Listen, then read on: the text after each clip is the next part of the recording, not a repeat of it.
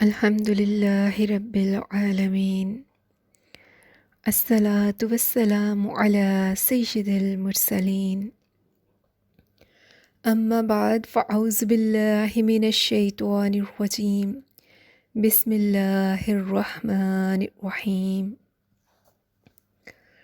السلام علیکم ورحمۃ اللہ۔ اللہ عز و جل ہم سب کی زندگی اور موت ایمان بالخیر کے ساتھ فرمائے۔ میں افشین لیاقت آپ سے بات کروں گی حبیب کبریا احمد تاجدار مدینہ، قلب مختار سرور و سینہ، شمس الدہا بدر الدجا نور الہدا، ہادی کائنات حضرت محمد صلی اللہ علیہ وآلہ وسلم کے حسن مبارک کے حوالے سے، اور اسے میں زیر بحث اس لیے لاؤں گی کہ جب محبوب صلی اللہ علیہ وآلہ وسلم کے حسن کی بات کی جائے تو مسلمان کا سینہ نبی کریم صلی اللہ علیہ وآلہ وسلم کے عشق سے روشن ہو جاتا ہے۔ جس سے ہم محبت کرتے ہیں، یہ فطری بات ہے کہ ہم اسے دیکھنا چاہتے ہیں، اس کے بارے میں جاننا چاہتے ہیں۔ تو نبی کریم صلی اللہ علیہ وآلہ وسلم سے محبت کا تقاضا ہے کہ ہم جانیں، سمجھیں اور سیکھیں کہ آپ صلی اللہ علیہ وآلہ وسلم کا حسن مبارک کیسا تھا، اور آپ صلی اللہ علیہ وآلہ وسلم کیسے دکھتے تھے۔ تو حضرت امام قرطبی علیہ رحمہ فرماتے ہیں، اللہ نے حضور صلی اللہ علیہ وآلہ وسلم کے حسن کو مکمل دنیا پر ظاہر نہ فرمایا تھا، اور اگر اللہ عز و جل اس حسن کو مکمل ظاہر فرما دیتا تو کوئی بھی نبی کریم صلی اللہ علیہ وآلہ وسلم کے حسن کو دیکھنے کی تاب نہ رکھتا۔ یہی بہتر ہے کہ وہ پردے میں روپوش رہے، وہ جو پردہ اٹھا دے تو کسے ہوش رہے۔ تو حضرت امام قرطبی فرماتے ہیں، اور جمہور علماء اکرام اس بات پر متفق ہیں۔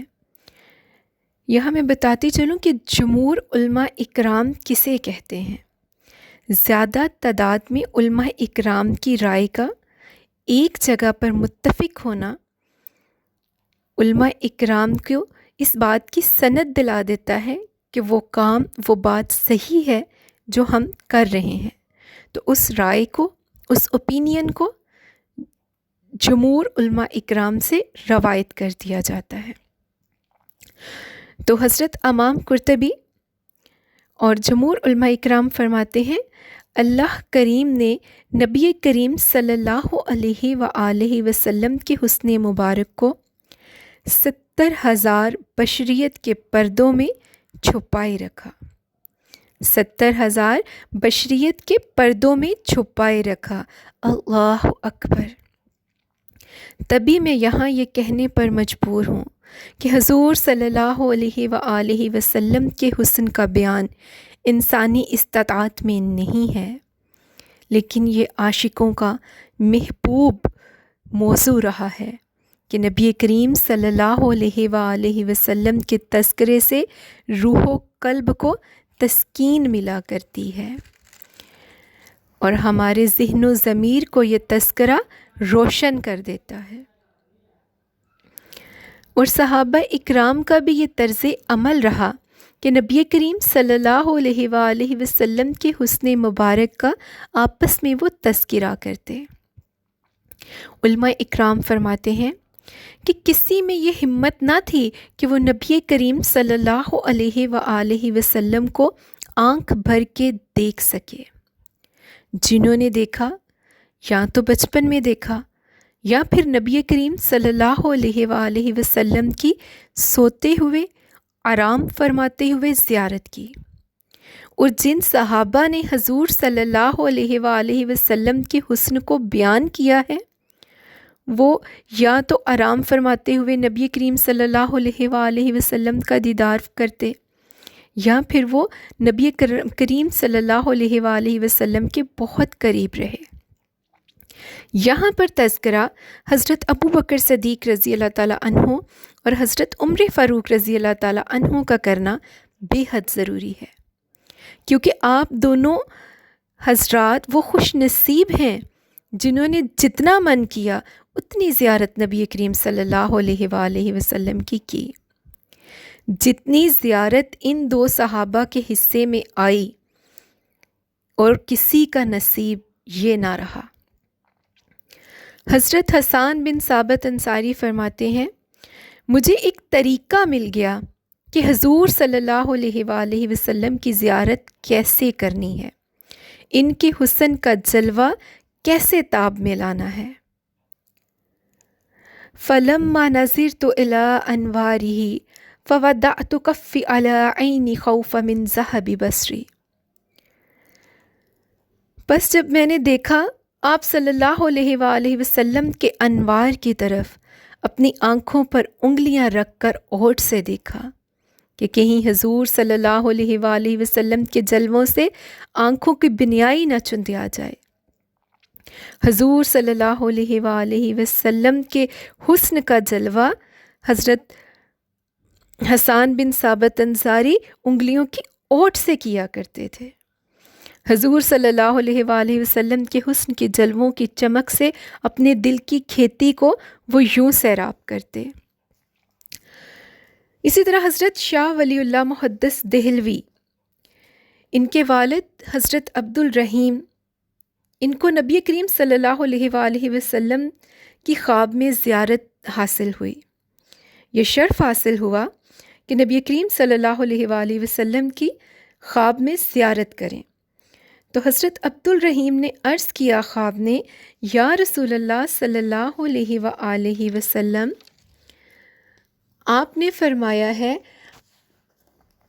انا املہ و اخی یوسف اصفہ، میں نمکین حسن والا ہوں اور میرا بھائی یوسف میٹھے حسن والا ہے۔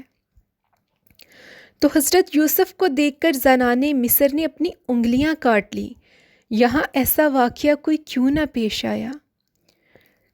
تو نبی کریم صلی اللہ علیہ وآلہ وسلم نے خواب میں انہیں مسکرا کر جواب دیا، جمالی مستور ان اعین الناس غیرتم من اللہ۔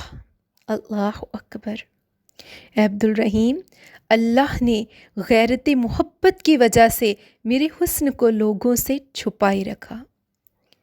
محب کی غیرت کا تقاضا ہے کہ محبوب کو کوئی نہ دیکھے۔ پھر شاعر مشرق علامہ اقبال کو بولنا پڑتا ہے، رخ مصطفیٰ ہے وہ آئینہ، رخ مصطفیٰ ہے وہ آئینہ کہ اب اس کا دوسرا آئینہ، نہ کسی کی بزم خیال میں، نہ دکان آئینہ ساز میں، نہ دکان آئینہ ساز میں۔ ایسا ہے میرے نبی کریم صلی اللہ علیہ وآلہ وسلم کا حسن۔ علماء اکرام فرماتے ہیں کہ جو کوئی حضور صلی اللہ علیہ وآلہ وسلم کے حسن کا ذکر کرتا ہے، اس ذکر کرنے والے پر اللہ کریم کو پیار آتا ہے اور وہ اللہ کے بندوں میں محبوب ہو جاتا ہے۔ آہ، وہ حسن دل پذیر، وہ حسن روح جاں، وہ حسن جاں فضاں، وہ حسن جو فرحت و تسکین کا باعث ہے، ایسا حسن میرے نبی کا ہے، ایسا حسن میرے نبی صلی اللہ علیہ وآلہ وسلم کا ہے۔ حضرت جابر بن سمرہ فرماتے ہیں کہ 14ویں کی رات تھی اور حضور کریم صلی اللہ علیہ وآلہ وسلم یمنی چادر اوڑھے آرام فرما رہے تھے۔ میں کبھی آسمان کو دیکھتا تو کبھی نبی کریم صلی اللہ علیہ وآلہ وسلم کو دیکھتا۔ جب چاند کو دیکھتا تو وہ اپنی پوری آب و تاب کے ساتھ چمک رہا تھا، اور جب نبی کریم صلی اللہ علیہ وآلہ وسلم کو دیکھتا تو مجھے ان کے حسن میں وہ چمک نظر آتی تھی جو میں نے کائنات میں کبھی کہیں دیکھی ہی نہ تھی۔ اب میں یہ سوچتا کہ یہ چاند جو آسمان پر چمک رہا ہے یہ زیادہ خوبصورت ہے یا پھر مدینے کا چاند زیادہ خوبصورت ہے؟ تو میرا من کہہ رہا تھا فَإِذَا هُوَ أَحْسَنُ عِنْدِي مِنَ الْقَمْرِ، اللہ اکبر۔ حضرت جابر بن سمرہ کے دل و دماغ نے فیصلہ سنا دیا، آسمان کا چاند نہیں، مدینے کا چاند زیادہ سہنا ہے، زیادہ پیارا ہے، زیادہ دلکش ہے اور زیادہ حسین ہے۔ سورج اور چاند کو حضور کے صدقے روشنیاں بخشی گئیں۔ زمانہ چمک رہا ہے حضور کے حسن سے، ان کے انوار سے۔ تبھی تو کہتے ہیں چمک تجھ سے پاتے ہیں سب پانے والے، میرا دل بھی چمکا دے چمکانے والے۔ حضرت ابو ہریرہ سے روایت ہے جس کو امامی، ترمذی اور باقی محدثین نے بھی روایت کیا ہے، میں نے حضور صلی اللہ علیہ وآلہ وسلم سے سوہنا، پیارا اور دلکش کہیں دیکھا ہی نہیں۔ حسینہ جمیلہ دا منہ موڑ دتا، محمد بنا کے قلم توڑ دتا۔ اور کیا کہوں سوائے اس کے، زندگی بیت جائے گی، زندگی بیت جائے گی، کلموں کی سیاہی بھی ختم ہو جائے گی، میرے نبی کے حسن کا مجھ سے ایک باب بھی پورا نہ ہوگا، میرے نبی کے حسن کا مجھ سے ایک باب بھی پورا نہ ہوگا۔ بے شک بے شک میرے نبی کا حسن ہی ایسا ہے کہ کسی کا بھی حسن نہ اس کے جیسا ہے۔ میرے آقا کا حسن چاہت کی چاشنی ہے، میرے آقا کا حسن دماغ کا محور ہے، میرے آقا کا حسن روح کا سکون ہے، میرے آقا کا حسن دل کا قرار ہے، میرے آقا کا حسن آنکھوں کی ٹھنڈک ہے، میرے آقا کا حسن لاجواب ہے، میرے آقا کا حسن لاجواب ہے۔